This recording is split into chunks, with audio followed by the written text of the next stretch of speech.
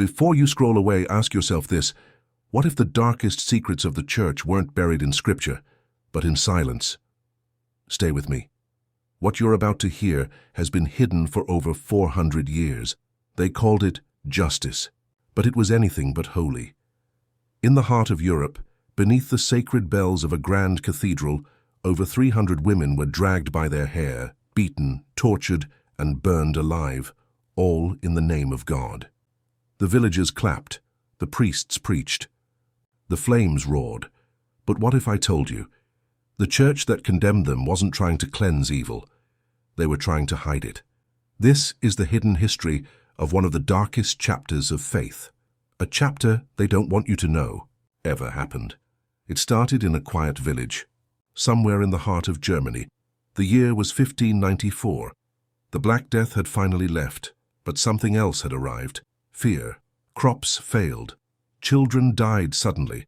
Livestock bled from the mouth. No one had answers, but the church had a name. Witch.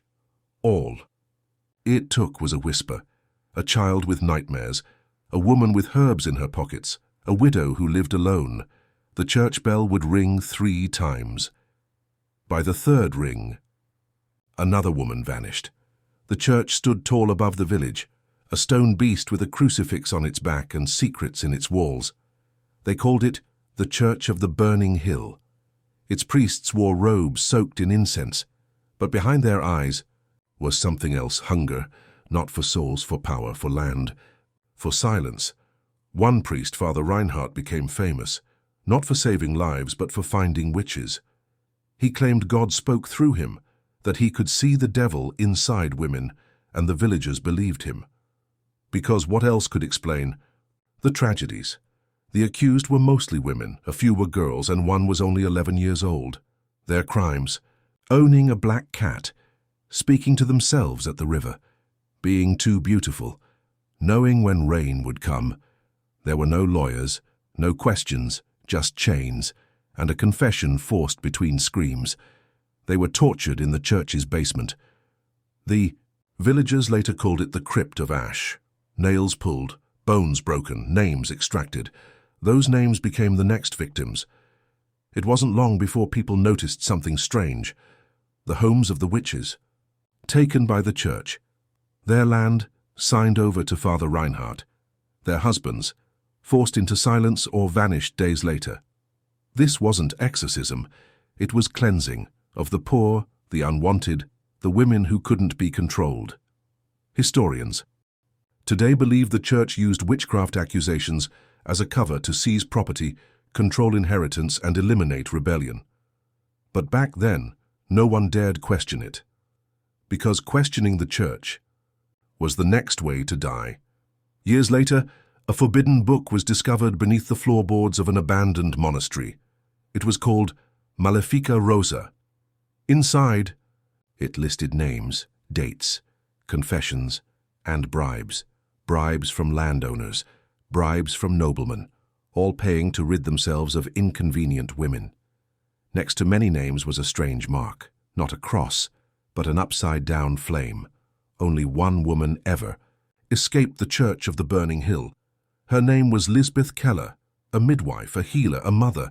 She was accused after helping a noblewoman survive childbirth. Father Reinhardt declared her unnatural, that no woman should survive a cursed birth. But Lisbeth ran. She hid in the woods for 3 months, in the dead of winter, feeding on roots, sleeping in hollow trees, and she didn't just survive. She returned. One cold evening, a fire broke out in the cathedral. Many believe it was accidental, but locals tell another version, that Lisbeth lit the flame herself. The fire destroyed part of the records, but some pages survived, hidden by a monk who'd lost his sister to the trials. They reveal the true death toll wasn't 300, it was over 500, and not all were burned. Some were buried alive. Some were thrown from the steeple. Some were never seen again. Today, that church is gone. But the land it stood on, still cursed. Grass doesn't grow there.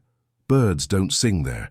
And sometimes, when the wind is just right, people say you can hear screaming beneath the earth. The church claimed to be saving souls, But in truth, it was silencing voices, voices of women who were healers, thinkers, rebels, women who stood alone, and for that, they were called witches.